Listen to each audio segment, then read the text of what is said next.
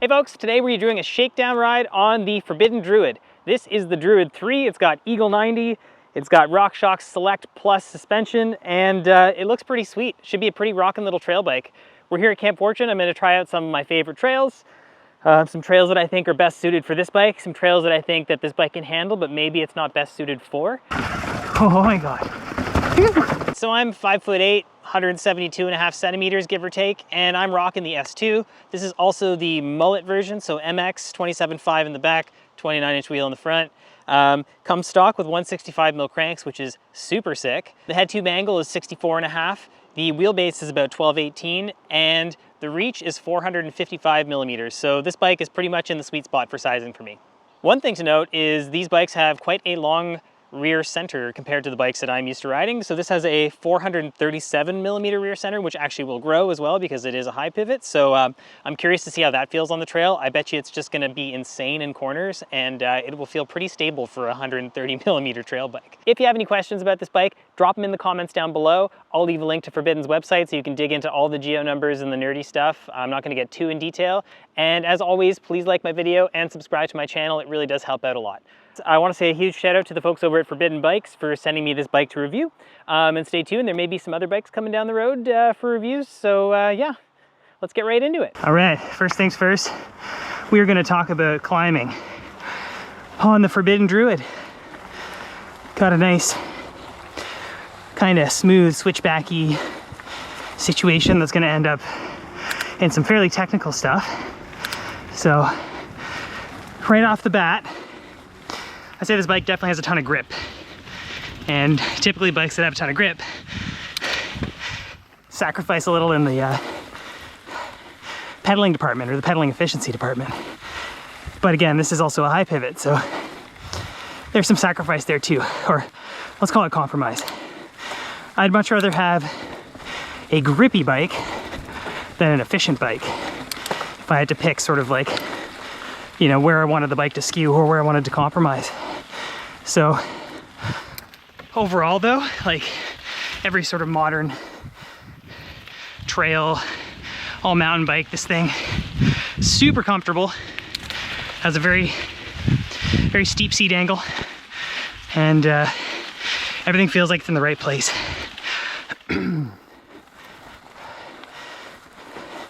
Because it's a mullet, really does get around the corners quite nicely too, even on the climbs.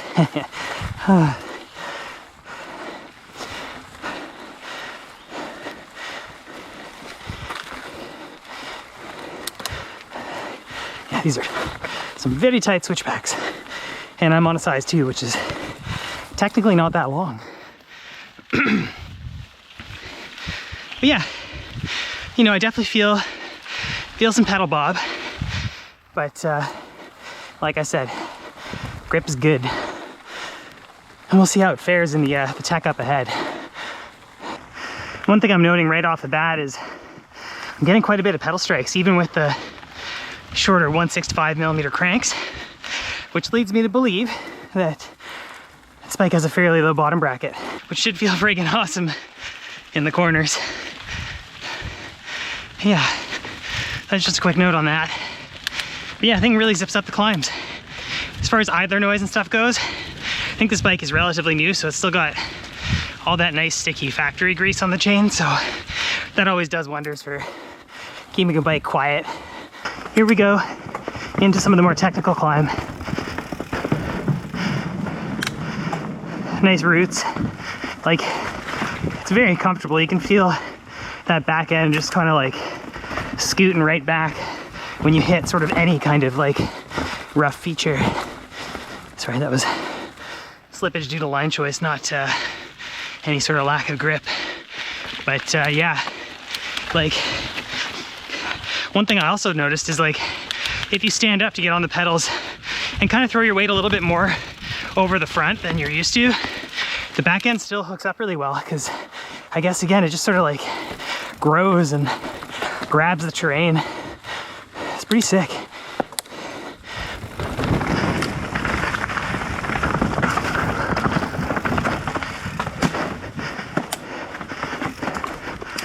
A little greasy today. Apparently we had some thunderstorms. Oh yeah. So pedal strikes, but seemingly infinite grip. Wow, that crazy. So quite a large compression there, and you do feel that rear end of the bike kind of grow, but it also kind of propels you out of the compression, which is kind of interesting. Okay, sort of the final punch of this climb. Lube up the wheels nice before we hit over all these roots. It's good. Gotta take up, up, up, up, up, up. Ooh, got a ghost shift. Nice. Yeah, it just scoots right up.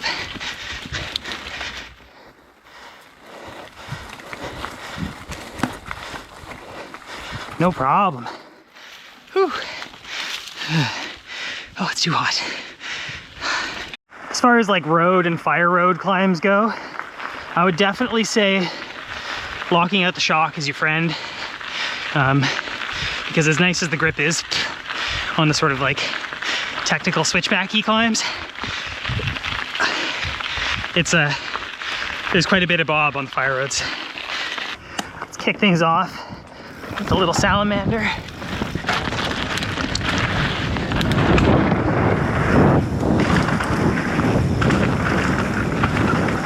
I think I might need a little bit more air in the rear. Although, I do like the grippy feeling.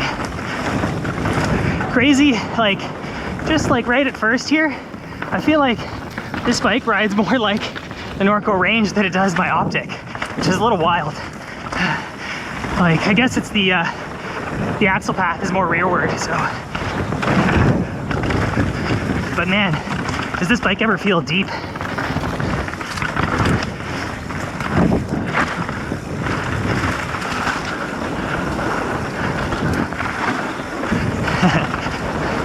Gotta get used to like the lightning fast cornering of a mullet. Again. Whew.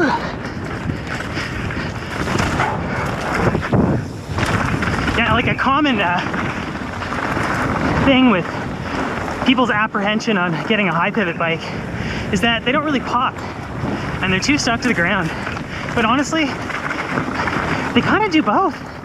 They like stick to the ground and they pop, which is pretty wild. Oh my God. I'm like oversteering. Crazy.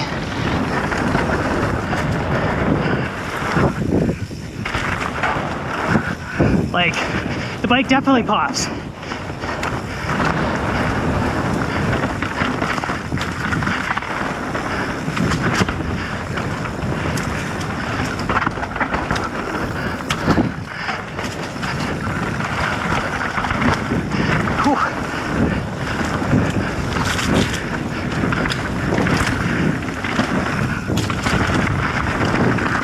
So loose, this area. Oh my God, almost lost it.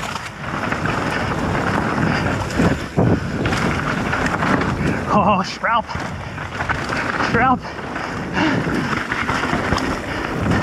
No brakes. Big pull. Ooh. Little pull. Nice. You can really just pop the bike and put it exactly where you want it to go. It's a super rough section, but no problem for the 130 mil travel Druid. Pretty wild.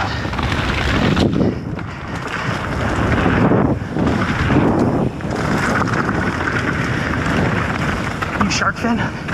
No landing though. I don't think I'm gonna pull that. Oh, thank God, new berm. Excellent. Woo! All right, that was pretty fun.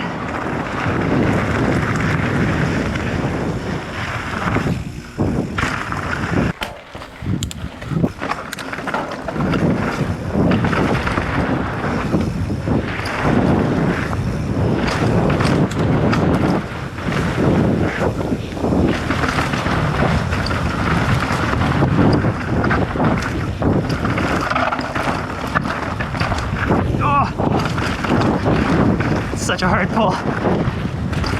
All right, Bills. Nice to see you again. Hope you had a good winter. Looks like decent. And just take it easy. Whoa, wow, so rutted out.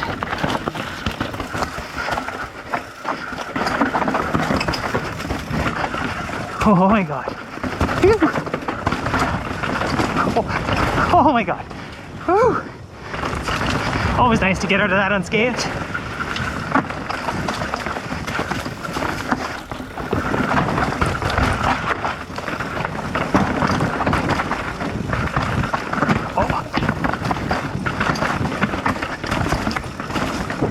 There's a smooth line, kind of.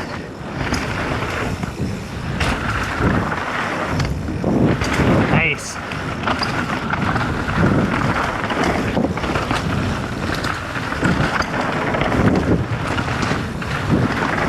Ew, those berms are sick.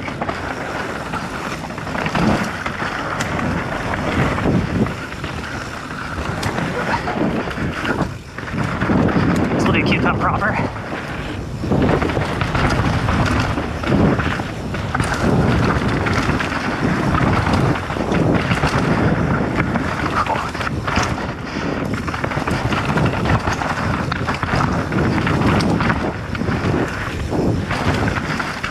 Trick is, the less brakes, the smoother it is. But man, oh man, is it ever hard to not brake. Because it's scary.